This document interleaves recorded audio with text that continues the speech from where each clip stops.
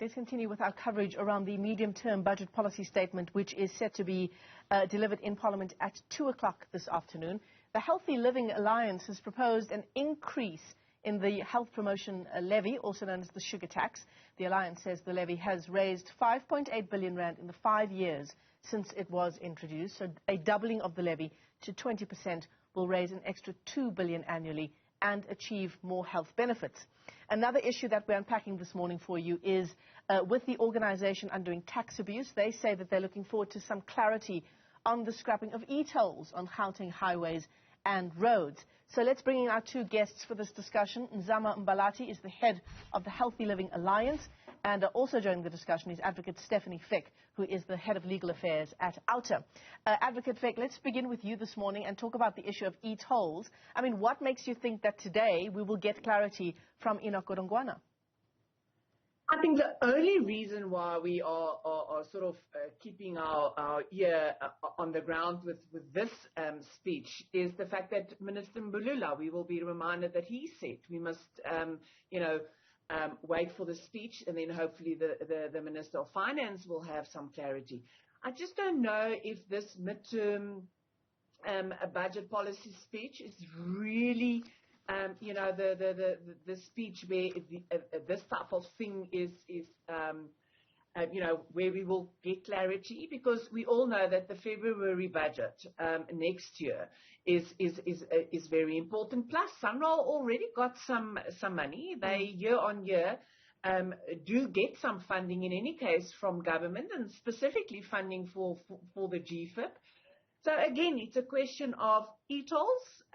There's a 50% compliant rate. If you can say that a system with 15% compliance rate is a success, or is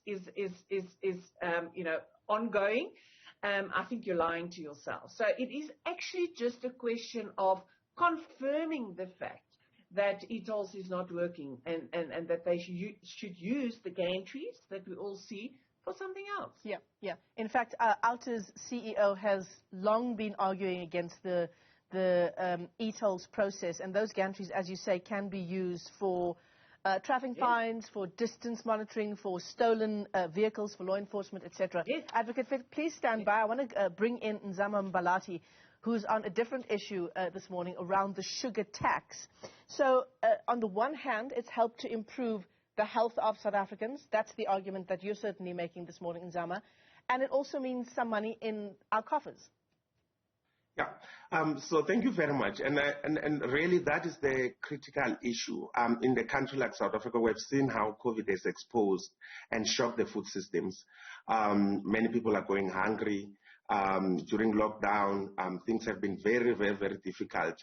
We believe the sugar tax should actually also be expanded. We're calling for a 20% sugar tax, but also to be expanded to other ultra-processed food as a way of generating more revenue, protecting the health of people who live in South Africa, but also the levy be used to actually subsidize and give relief in VAT and taxes to access healthier, food options for people who live in this country.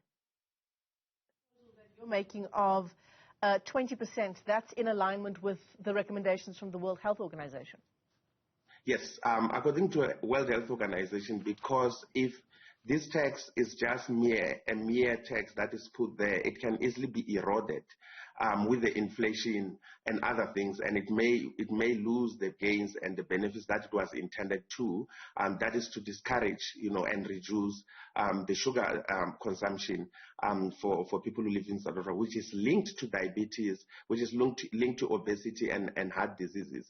So it's really critical and important that the minister can set the tone in this midterm budget speech in terms of rethinking the health taxes, that's from tobacco, alcohol, but in this case for healthy living in terms of the health promotion levy or the sugar tax. Okay.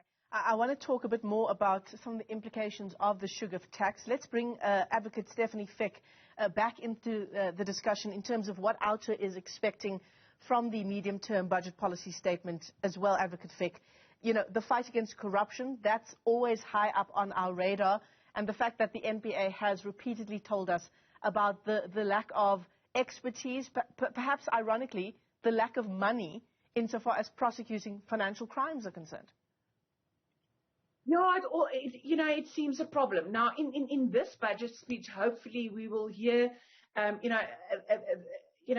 government's policies, or, are we moving towards, the fiscal policy and economic growth? I think what we want to hear specifically, and what will be very important for civil society and everybody, is that that we are working towards economic growth.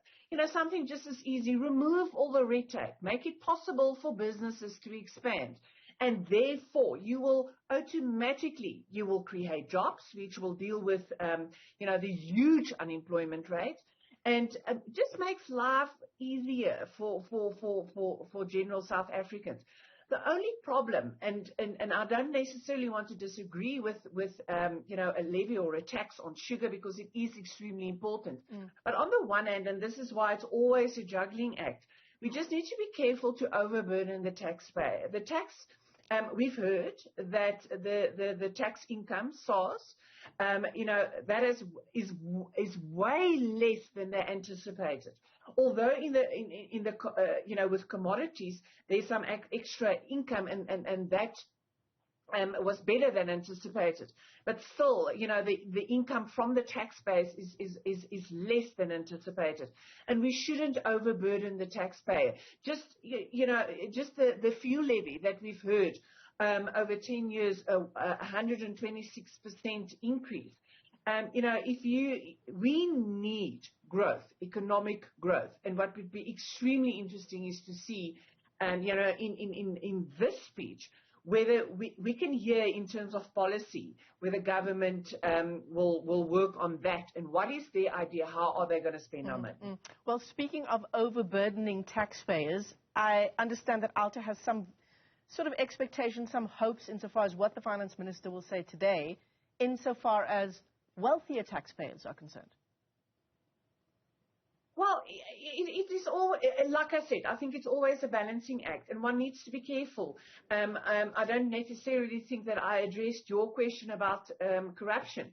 When those budgets were announced, we could hear that the police budget and the NPA budget was cut, and that more money was, for example, given to private security. And this is the sort of policy issues that really needs work in order to make sure that we spend our money in the right sector. And if SARS is going to go after the wealthy or taxpayers that evade tax, of course, it's nice to hear that SARS is slowly but surely getting back on its feet and making sure that they collect the tax that they should. For example, illegal cigarettes and all of those things, I think for a few years didn't get attention. And it needs attention, because that directly goes back to, the taxpayers, our income base. And the more income we can generate and look at our expenses, the more money would be available in order to assist, for example, the unemployed and our social grants, basically. Yeah, absolutely. Nzama Mbalati is the head of the Healthy Living Alliance. Nzama, let's bring you back into this discussion insofar as your proposal that effectively South Africa doubles the sugar tax. What about the impact of such a move on the industry itself, the sugar industry itself? Yeah, I think in principle we have supported the Sugar Master Plan that the government has implemented, because you would know that the industry has seen a huge decline in the past 20 years. In terms of drought, in terms of tariffs, in terms of just competitiveness. I mean, Eswatini, cheap import of sugar, has actually really paralyzed the industry. I think what is critical is for the industry and government to work with the industry to look for a just transition. In this case, the demand for biofuel, globally, and this just transition has to happen. It has been long overdue. And look, we do sympathize on issues of job losses, particularly for the small-scale farmers. But I think the industry cannot sustain itself with wanting South Africans to just be consuming sugar as a way of sustaining itself. So I think it's really critical that in terms of even that balancing act, that the industry needs to start to look at the demand, the other use of sugar and the demand of biofuel and ethanol in terms of like the other utilization of sugar. So we really cannot put South Africans' lives at risk at the expense of sustaining the industry. The industry needs to start to look at other resilient mechanisms. Just imagine if we say we're banning tax on tobacco because the industry is not resilient enough. So I think it's important that we understand what the health taxes are for, what levy is for. It's really to promote health and to encourage South Africans to consume less sugar. Yeah. And what are the long-term impacts of that for the economy, if we think about it? To both of our guests, thanks very much indeed for weighing in on all of the big issues, or at least some of the big issues. We're looking forward to hearing from Enoch Godongwana when he delivers that budget policy statement at 2 o'clock. Advocate Stefanie Fick is with OUTA. Nzama Mbalati is the head of the Healthy Living Alliance.